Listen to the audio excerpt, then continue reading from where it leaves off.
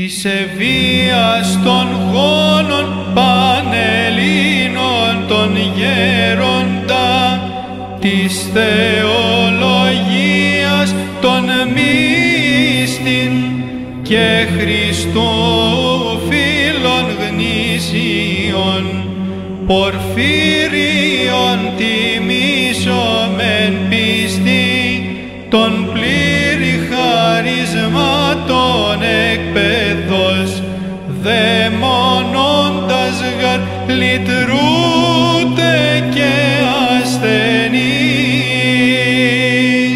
ιάτε πίστη κράζοντας, δόξα το δεδοκό της ίσχυν, δόξα το σε αγιάσαντι, δόξα το ενεργούντι διά σου πασινιάματα.